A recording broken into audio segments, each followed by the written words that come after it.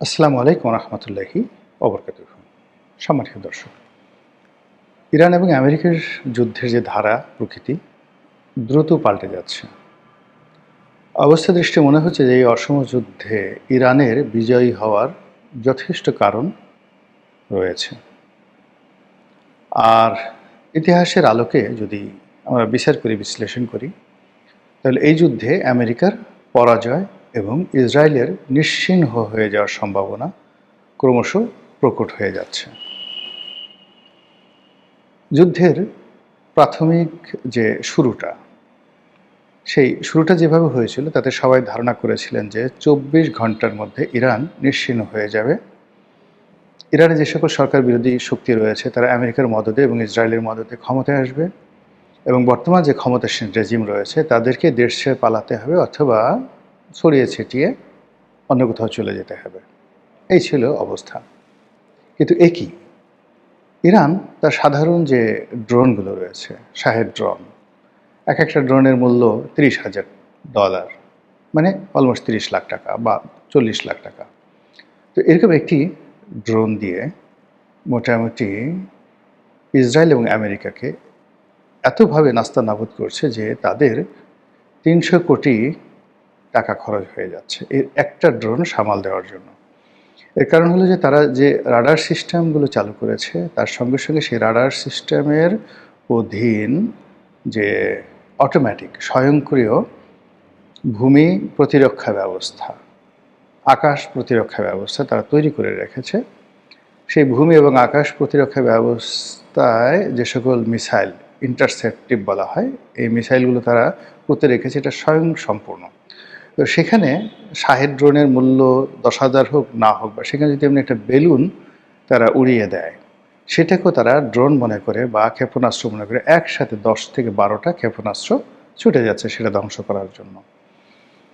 এরকম করতে করতে যেই গত প্রায় ৩ দশক ধরে, ৩০ বছর ধরে আমেরিকা মধ্যপ্রাচ্যে ইরানের চারিদিকে যে সকল রাষ্ট্র রয়েছে তাদের আকাশ প্রতিরক্ষা ব্যবস্থা যেভাবে গড়ে তুলেছিল সেটা অলমোস্ট 90% নষ্ট হয়ে গেছে এবং ইসরায়েলের আকাশ এখন রীতিমতো ইরানের জন্য উন্মুক্ত হয়ে পড়েছে। ইরান প্রথম দিকে এরকম খেলনা যে ড্রোনগুলো রয়েছে, যেগুলো অনেকটা ঠাট্টা মশকরা বলা হয়, সেই কাজগুলো করেছে। অন্যদিকে তারা যে কাজগুলো করেছে তারা অনেক কৃত্রিম, তাদের দেশে অনেক কৃত্রিম ক্যান্টনমেন্ট তারা তৈরি করেছে। অনেকগুলো বিমান যেগুলোর ছবি তারা এঁকেছে, 3D ছবি এঁকেছে। আকাশ থেকে দেখলে মনে হবে যে হাজার হাজার বিমান বা শত শত যুদ্ধ বিমান ইরান সাজিয়ে রেখেছে কোনো একটা এয়ারপোর্টে। তো এটা যাকে বলা হয় ইসরায়েল এবং আমেরিকার যে স্যাটেলাইট পাওয়ার বা তাদের যে প্রযুক্তি, তাদের যে আর্টিফিশিয়াল ইন্টেলিজেন্স, এটা ধরতে পারেনি। ফলে কি হলো, এমন জায়গাতে তারা বোম্বিং করেছে বিমান মনে করে, স্থাপনা মনে করে, ক্যান্টনমেন্ট মনে করে, যেখানে আসলে কিছুই নেই, ধু মরুভূমি। এবং এই জিনিসগুলো এখন আমেরিকা বুঝতে পেরেছে, ইসরায়েল বুঝতে পেরেছে। যখন বুঝতে পেরেছে তখন তারা রীতিমতো দেউলিয়া হতে বসেছে। এতটা দেউলিয়া হতে বসেছে যে হোয়াইট হাউসে রীতিমতো খ্রিস্টানদের যে ধর্মীয় অনুশাসন অনুযায়ী রীতিমতো, যাকে বলা হয় আমাদের দেশে যেভাবে দোয়া ইউনুসের খতম পড়া হয় কিংবা কোরআন খতম পড়া হয়, খ্রিস্টান ধর্মরীতি অনুযায়ী যে কোনো বিপদ বালা মুসিবতে যখন মানুষ দিক বিদিক কাণ্ড জ্ঞান হারিয়ে ফেলে তখন যে ধরনের ধর্মীয় আচার অনুষ্ঠান করা হয়, ঠিক এরকম আচার অনুষ্ঠান হোয়াইট হাউসে হচ্ছে ডোনাল্ড ট্রাম্পকে কেন্দ্র করে, এবং তিনি অনেকটা পাগলের মতো হয়ে গেছেন এই ইরানের এই অবস্থাতে। ফলে এই যুদ্ধ নিয়ে প্রথম যারা খুব নেতিবাচক ছিলেন তারা এখন ইরানের পক্ষে কথা বলা শুরু করেছেন এবং মধ্যপ্রাচ্য থেকে শুরু করে সকল রাষ্ট্র এখন ইরানের ব্যাপারে বলতে গেলে ভীত সন্ত্রস্ত হয়ে পড়েছে এবং আমেরিকাকে নিষেধ করে দিয়েছে যে তাদের ঘাঁটি ব্যবহার করা যাবে না। আর এই প্রেক্ষিতে ইরান খুব স্লো অ্যান্ড স্টেডি গতিতে এগোচ্ছে। তারা আমেরিকার সঙ্গে বৈঠকে বসবে না, আমেরিকা বেঈমান মুনাফেক। ইতিপূর্বে তারা আমেরিকার সঙ্গে যেই কবারই বৈঠকে বসেছে, আমেরিকা সেই বৈঠকের মধ্যে তাদের সাথে বেঈমানি করে, মুনাফিকি করে আক্রমণ চালিয়েছে। এই কথাগুলো বলে তারা কখনো চোখ টিপ মারছে, কখনো মুচকি হাসছে এবং কতটা দৃঢ়তার সঙ্গে ইরানের যে সকল মুখপাত্র, বিশেষ করে ইরানের যে পররাষ্ট্রমন্ত্রী আছেন, তিনি যেভাবে আন্তর্জাতিক অঙ্গনে সাক্ষাৎকার দিচ্ছেন, যারা সাক্ষাৎকার গ্রহণ করছেন পশ্চিমা মিডিয়া, তারা মেজাজ হারিয়ে ফেলছেন, তারা অবাক হয়ে যাচ্ছেন। মানে ইরানের পররাষ্ট্রমন্ত্রীর মুখে হাসি, তারপরে টিটকারি, এবং মাঝে মধ্যে তিনি অনেকটা হাসতে গিয়ে চোখ টিপ মারছেন। এই দৃশ্যগুলো দেখার পরে পশ্চিমা গণমাধ্যমের মাথা ঠিক থাকছেন এবং টু দ্য পয়েন্টে তারা বলছে যে আমরা এখন স্থলযুদ্ধের জন্য বসে আছি। আমেরিকা কখন আসবে, ইসরায়েল কখন আসবে, আমরা তাদের সাথে স্থলযুদ্ধ করব, এইভাবে আত্মবিশ্বাস তারা প্রদর্শন করছে। এই হলো যুদ্ধের অবস্থা।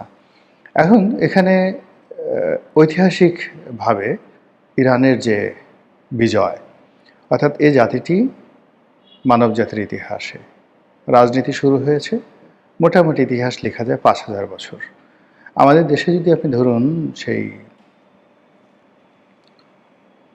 মহাভারতের যুগ, ঠিক একই সময়ে ব্যাবিলনীয় সভ্যতা, আশিরীয় সভ্যতা এবং ইরানের যে সভ্যতা, এই সময়টিতে রাজনীতি শুরু হয়েছিল ৫,০০০ বছর আগে। আর ইরানের যে ডাইনেস্টি, মানে ইরান পৃথিবী শাসন করেছে, এই ধারণাটা শুরু হয়েছিল আজ থেকে ধরুন ২৬০০ বছর আগে, মানে ২৬০০ বছর আগে, সম্রাট সাইরাস দ্য গ্রেটের জমানা থেকে। তো ৫,০০০ বছরের রাজনীতির ইতিহাস আর ২৫০০ বছরের চেয়েও বেশি সময়ের যে সাম্রাজ্যবাদের ইতিহাসে ইরান সবসময় অপরাজেয় ছিল। তাকে কেউ পরাজিত করতে পারেনি। প্রকৃতি তাকে প্রোটেকশন দিয়েছে।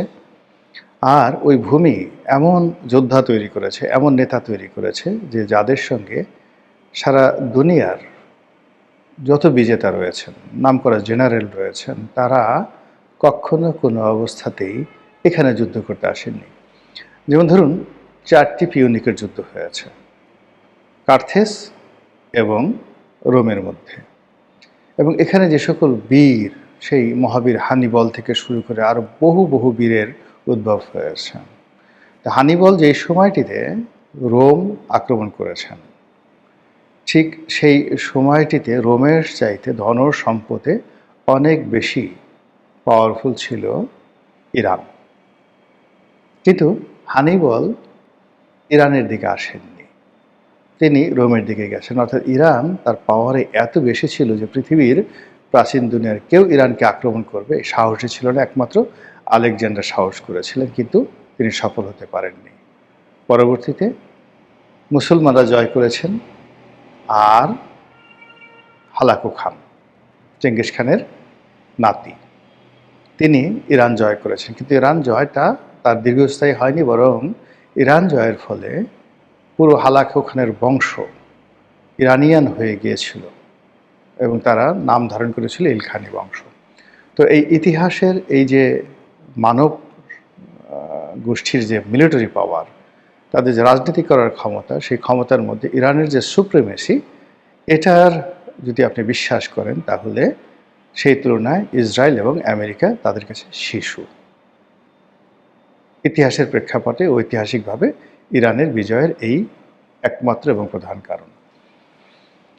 অন্যদিকে নতুন যারা ধনী হয়, ধরুন একটা মানুষ 4টি জেনারেশন লাগে আভিজাত্য অর্জন করতে। ধরুন আমি ধনী হলাম, আমার ছেলে, তার ছেলে, তার ছেলে, এভাবে 4টি জেনারেশন যদি সমপর্যায়ের সেই অর্থনৈতিক সঙ্গতি, রাজনৈতিক পাওয়ার, শিক্ষা দীক্ষা, বিদ্যা বুদ্ধি, চরিত্র, সততা সব মিলিয়ে একটা ধারাবাহিকতা রাখতে পারে, তাহলে 4র্থ জেনারেশনে গিয়ে সেই আভিজাত্যটা তৈরি হয়। মুঘলদের মধ্যে ধরুন 4র্থ জেনারেশনে বাদশাহ শাহজাহান। বাদশাহ শাহজাহান থেকে মূলত এই আভিজাত্য, মুঘলদের যে আভিজাত্য, এটা শুরু হয় মুঘল সম্রাট শাহজাহান থেকে। তাহলে আপনি চিন্তা করুন যে তাদের শুরুটা হয়েছিল বাবর থেকে, বাবরের পরে আসলো আকবর, হুমায়ুন, হুমায়ুনের পরে আকবর, আকবরের পরে জাহাঙ্গীর। এই 4টি জেনারেশন শুধুমাত্র ভিত্তি তৈরি করেছে।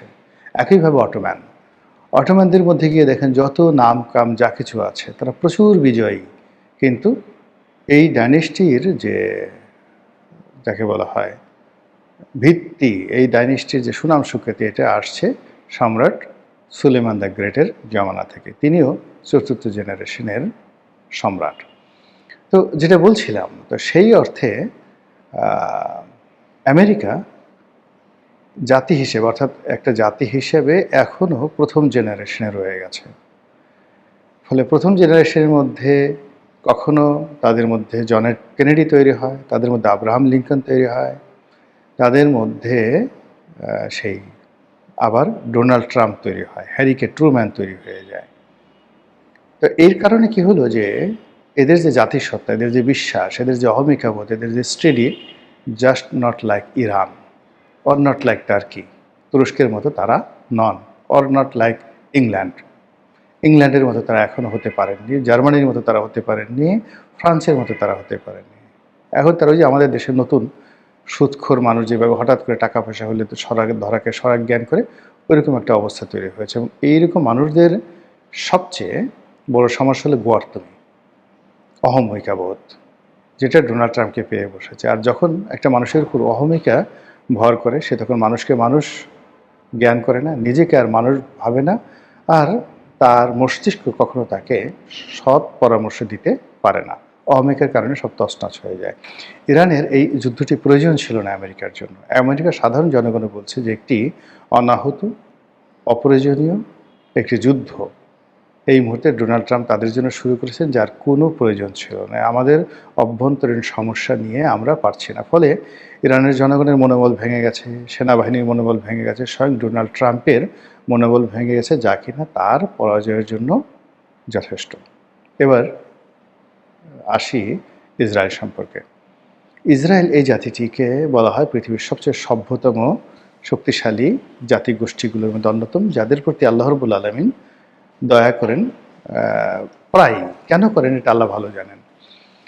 তিনি তাদেরকে অর্থ দেন, ক্ষমতা দেন, প্রযুক্তি দেন, সাম্রাজ্য দেন, এবং হাজার হাজার বছর ধরে এই বনী ইসরায়েল জাতি যখন শুরু হলো, আপনারা জানেন যে হজরত ইব্রাহিম আলাইহিসসালামের দুই ছেলে, হজরত ইসমাইল আলাইহিসসালাম, যার থেকে আমরা আসছি বনু ইসমাইল, আরেকটা হলো হজরত ইসহাক আলাইহিসসালাম।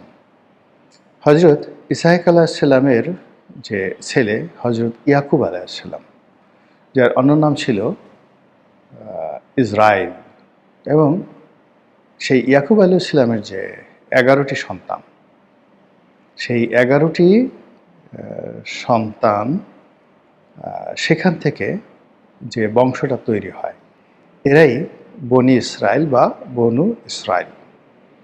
এই বনি ইসরায়েল জাতির মধ্যে সর্বপ্রথম উল্লেখযোগ্য ব্যক্তি হলেন হজরত ইউসুফ আলাইহিসসালাম।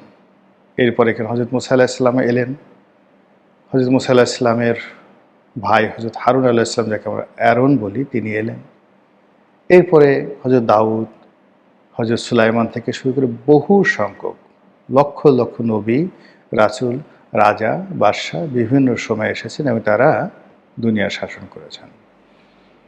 আল্লাহ রাব্বুল আলামিন এই জাতিকে নিয়ামত দিয়েছেন, আবার এদের অহংকার, এদের পাপকর্ম, এদের অনাচারের কারণে কখনো ফেরেশতা পাঠিয়ে, কখনো অন্য বিজেতাদেরকে এনে, কখনো অন্য দেশ থেকে রাজা বাদশাদেরকে এনে, এইরকম, যেমন সায়রাসকে দিয়েই তিনি এই বনী ইসরায়েল জাতিকে ধ্বংস করেছিলেন।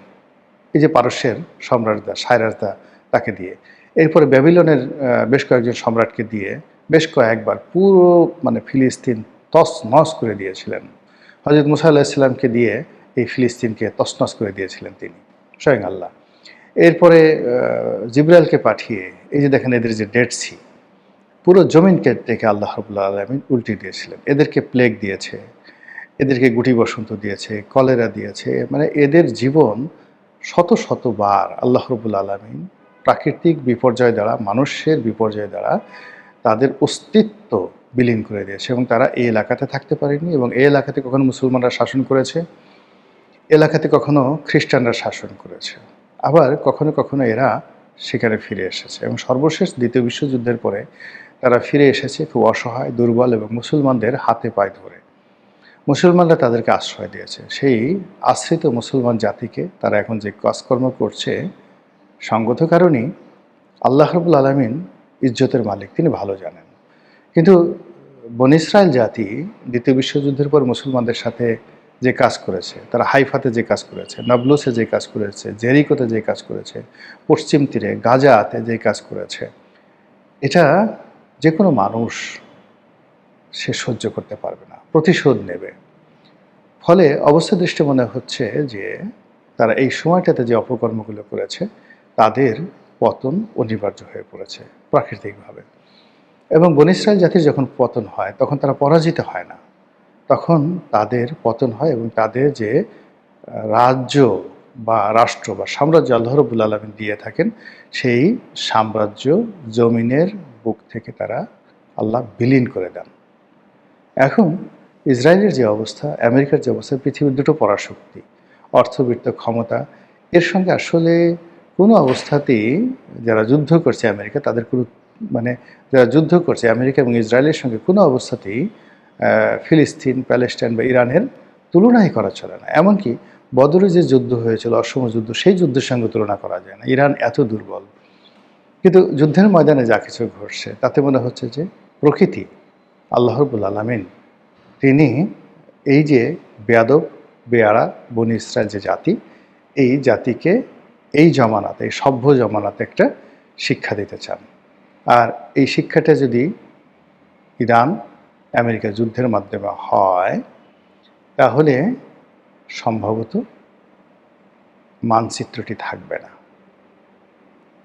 মধ্যপ্রাচ্যের যখন ইরান মোটামুটি একটু বিজয়ী হবে, সঙ্গে সঙ্গে লেবাননের হিজবুল্লাহ থেকে শুরু করে ইরানের যে সকল প্রক্সি যোদ্ধারা রয়েছে, এখানে যে সকল হামাসের যোদ্ধারা রয়েছে, এমনকি অনেক স্বেচ্ছাসেবী যারা লোকজন রয়েছে বিভিন্ন দেশে যারা আছেন, বাংলাদেশ থেকে বহু লোক, তারা যুদ্ধ করার জন্য চলে যাবে এবং ওখানে গিয়ে বলবে আমরা জেরুজালেমের পাশে ছোট্ট একটা রুমের মধ্যে বসবাস করে বাকি জীবন কাটিয়ে দেব এবং বেহেশতে যাব।